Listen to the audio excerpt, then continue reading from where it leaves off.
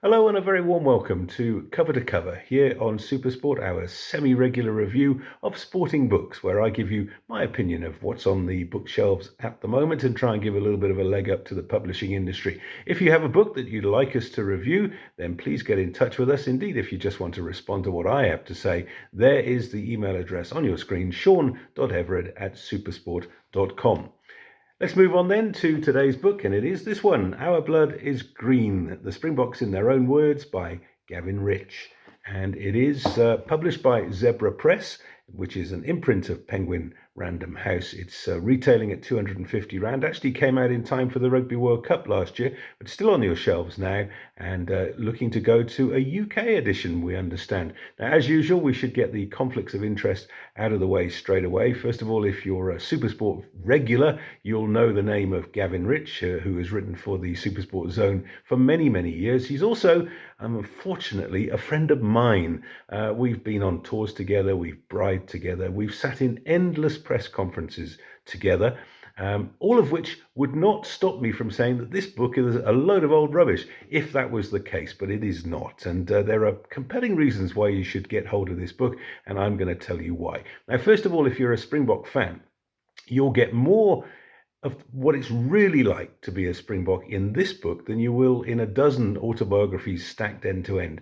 And the reason for that is that Gavin has spoken to no less than 35 former Springboks, and many of them are long way removed from having played the game. And as a result of that, we don't get the normal sort of pussyfooting around career-affecting statements. You know, the sort of thing, favourite coach, the one I'm playing for at the moment.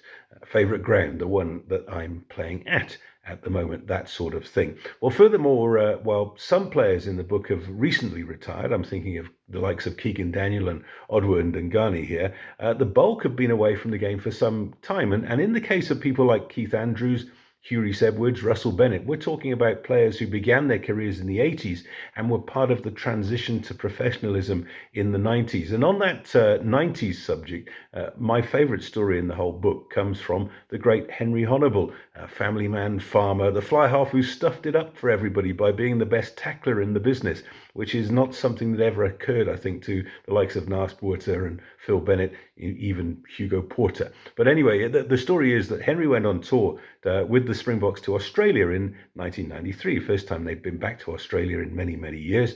And he says he got paid 6,000 Rand by SAFU, as they were then, to go on tour.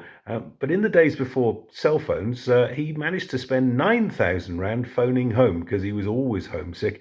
And so the following year, when he got selected to go to New Zealand, he feigned an injury because he didn't want to spend money going to New Zealand and there were too many things to do on the farm. And when you consider how close that series was, if Henry had been there, the All Blacks were scared of Henry, how history may have changed. Now, then as now, Henry was not one to seek the headlines, but it's to Gavin Rich's great credit that he's managed to get him to talk at all. In English, nochal, and let me just say right now, Henry, we need the book. Come on, boy. There's plenty of people out there who would write it for you, and I think it would be a real bestseller. Now, that brings me to an observation on this book as a concept, which I believe is the sort of thing that should happen about every decade to help future rugby players understand just what is involved. Our Blood is Green is not just a retelling of war stories. It includes observations on mental health, life after rugby, institutionalized racism, and a plethora of other aspects that would not occur to the casual observer. And that's not to say that it doesn't deal with gossip at all. It's fascinating to see, for instance, the unanimity with which the end of the Nick Mallet era is perceived by those who were there.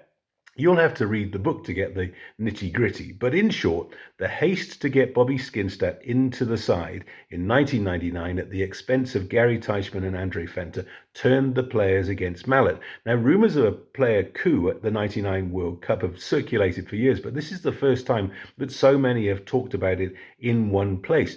Now, here's the interesting thing. By the time 2000 rolled around, the players were pretty much of the opinion that Mallet had got over that blip, was back to the inspirational and intellectual coach whose tenure began with 17 successive wins, and it was management, not the players, who wanted him gone at that stage. Now, inevitably, Transformation and politics are recurring themes in the book, and once again, the verbatim aspect brings a fresh perspective. Stephen Blanche talks about being picked by Mallet for the Loftus Test against the All Blacks in 1999, and then being told that Safu had replaced him with Dion Kayser.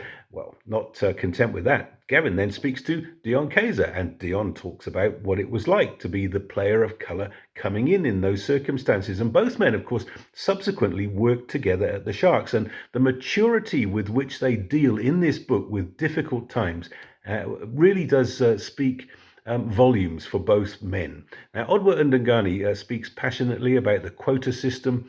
There are regular moments throughout the book from Ollie LaRue that stand out. And one of them is in the penultimate chapter, which is called Life After Rugby. And Ollie says, and I quote, "Leaving rugby is like death in the sense that you put your finances in order, you say goodbye to everyone, and then it's over." Now, the final elegiac chapters should be required when reading, really, for every starry-eyed schoolboy who thinks that rugby is a glamorous profession. I approached this book expecting it to be a run-of-the-mill collection of praise singers, but it is far from that. There are, of course, chapters that drag a little bit. Necessarily, there is much repetition, but as I said earlier, it's an important concept, one that should be regularly repeated as a collective history of the game in this country and a chance for old soldiers to clear the air and to speak truth to power. I give it a very good indeed 7 out of 10.